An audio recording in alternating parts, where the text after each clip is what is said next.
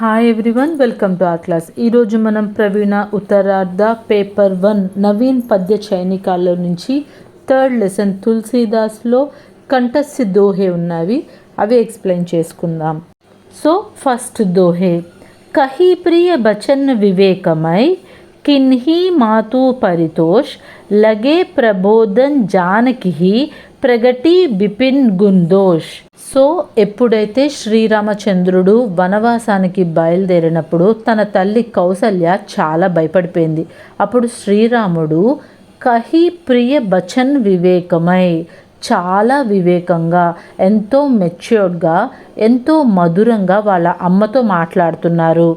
కిన్హి మాతు పరితోష్, వాళ్ళ అమ్మతో డిస్కస్ చేస్తున్నారు. లగే ప్రబోధన్ జానకి, అలాగే తన వైఫ్ అయిన జానకితో కూడా ప్రగటి బిపిన్ గుందోష్, అడవులకు వెళ్తున్నాం కదా, అక్కడ మంచి చెడులు ఏముంటాయి అని ఎక్స్ప్లెయిన్ చేశారు. సో దీని భావార్థ. राम और सीता वन जाने को तैयार हुआ. इस पर माता कौशल्या घबराने लगी. तब श्री राम ने विवेकपूर्ण और प्रिय वचनों से माता को तृप्त किया. फिर वे सीता को वन के गुण दोष समझते हुए कहने लगे. सेकंड दोहे. गुरु श्रुति समंत धर्म फलु पायो बिनहि कलेस.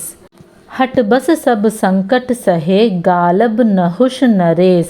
సో శ్రీరామచంద్రుడు అడవులకు బయలుదేరేటప్పుడు సీతాదేవిని తనతో రావద్దని చెప్పి అంతఃపురంలోనే ఉండమని, ఇక్కడ ఉన్న గురువులు, ఋషులు వీళ్ళందరూ చెప్పే ధర్మాలని ఫాలో అవ్వు. అలా ఫాలో అవుతూ కూడా నువ్వు నాతో అడవిలో ఎంత అయితే సేమ్ ఈక్వల్గా ఉండి దాని ఫలితాన్ని పొందుతావు, నువ్వు మహల్లోనే ఉండి పొందు అని చెప్తాడు.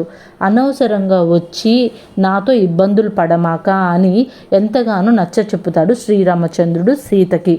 అనవసరంగా చెప్పిన మాట, పెద్దవాళ్ళు చెప్పిన మాట వినకపోతే గాలబ్ అనే ఒక ముని, ఆయన విశ్వామిత్రుడి యొక్క శిష్యుడు, గురువు చెప్పిన మాట వినకపోవడం వల్ల ఎన్నో ఏళ్ళు తను నరకం అనుభవించాడు. అలాగే ఇంకొక ఎగ్జాంపుల్గా నహుష్ మహారాజ్ గురించి కూడా రాముడు సీతకి చెప్పాడు. నహుష్ మహారాజుకి స్వర్గానికి రాజయ్యే ఛాన్స్ వచ్చింది. ఇంద్రుడు సింహాసనాన్ని నహుష్ మహారాజ్కి ఇచ్చాడు. అప్పుడు ఈయన సచీదేవిని వివాహం ఆడాలనుకుంటాడు. సచీదేవి ఎంత తిరస్కరించినా సరే లేనిపోని కండిషన్లు అవన్నీ పెట్టడం వల్ల ఒక శాపానికి గురయ్యాడు, పాములాగా మారిపోయాడు.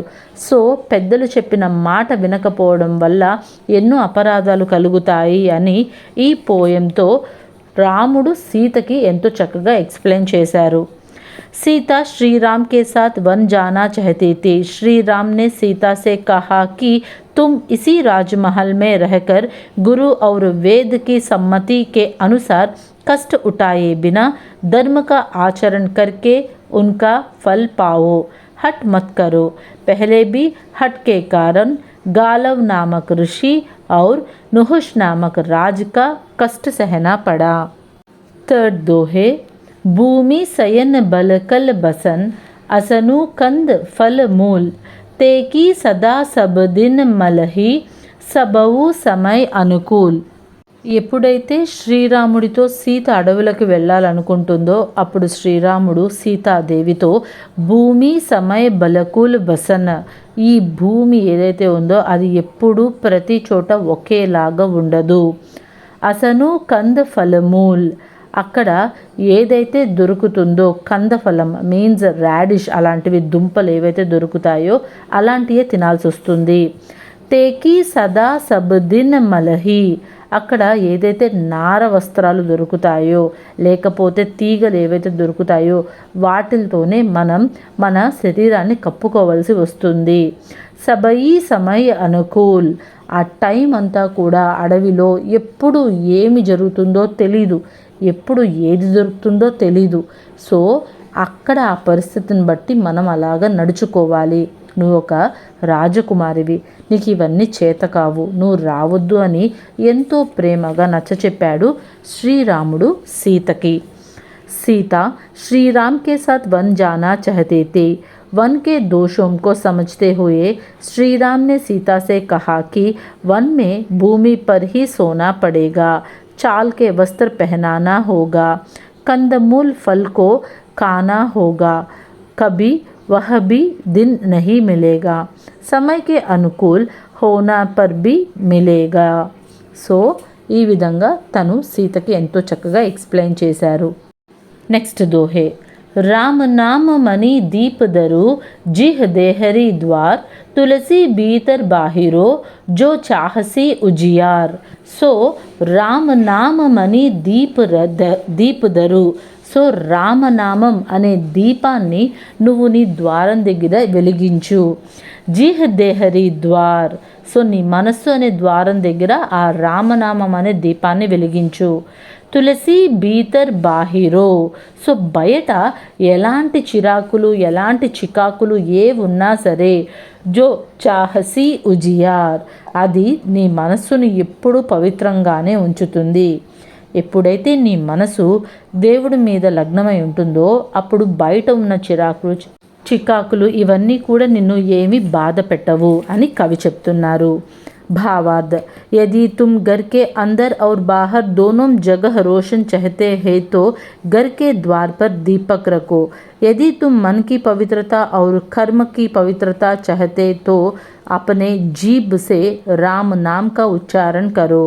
మన ఇల్లు వెలుతురుగా ఉండాలి అంటే ఇంటిలో దీపం వెలిగించాలి. మన మనస్సు చాలా ప్రశాంతంగా ఉండాలి అంటే మన నోరు అనే ద్వారం దగ్గర నుంచి రామనామాన్ని జపిస్తూ ఉండాలి అని కవి చెప్తున్నారు. Next దోహే. Hith sun Hith Rati Rama sun, Ripu sun బైర్ బిహాయ్, Udasi Samsar sun, Tulasi Sahaj సుబాయ్.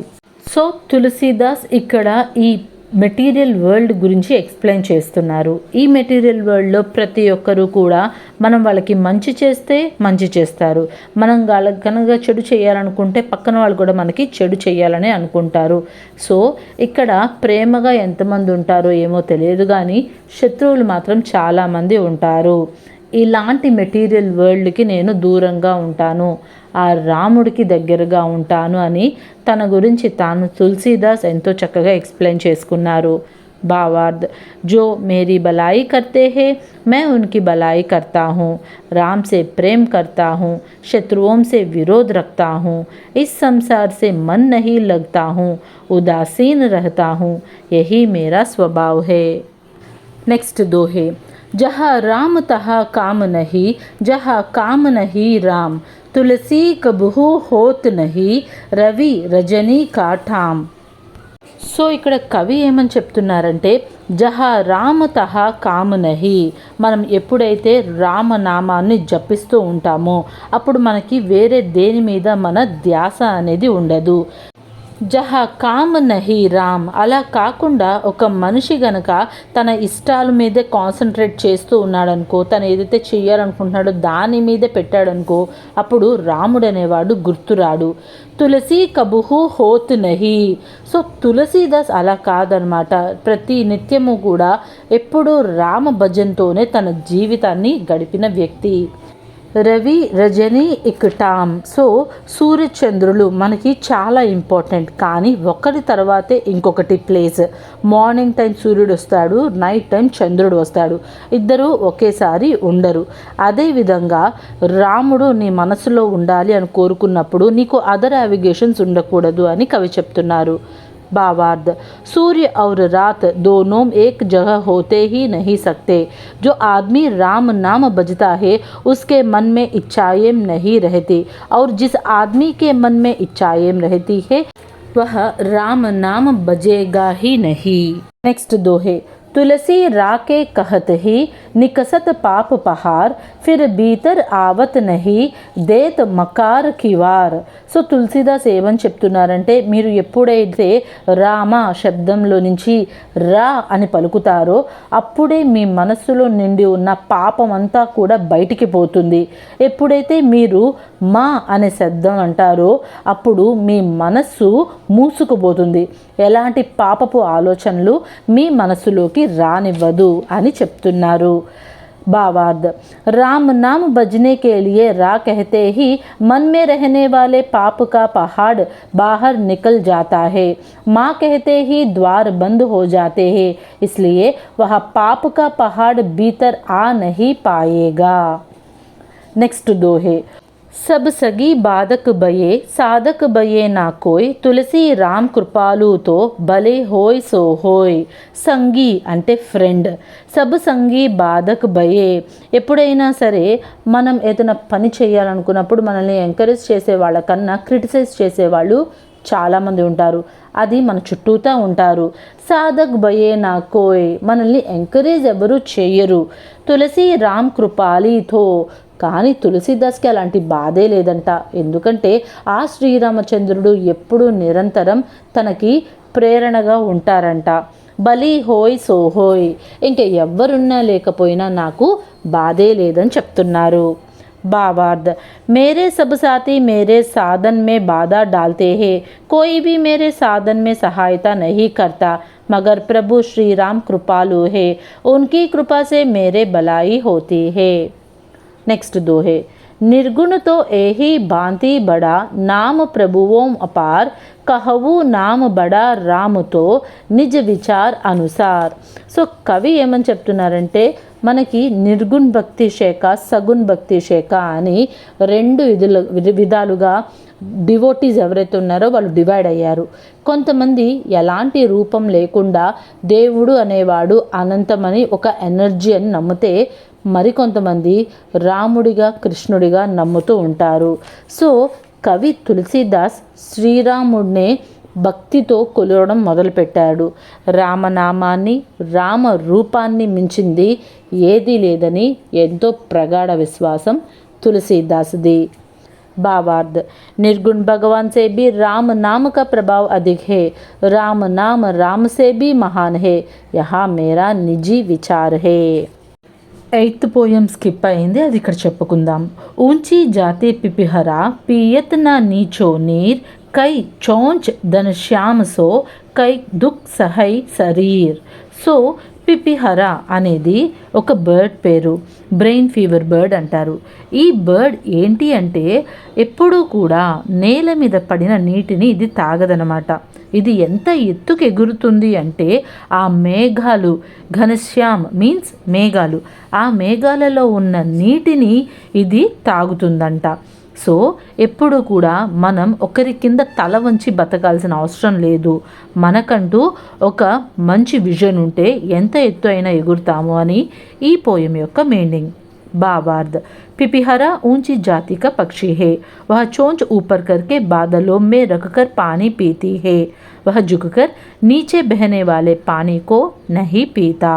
So these are the 10 poems of Tulsidas. ఇందులో కంఠస్య దోహేలో మీరు 1, 4, 6, 7 బాగా చదవండి, very important. I hope you understand. Thanks for watching.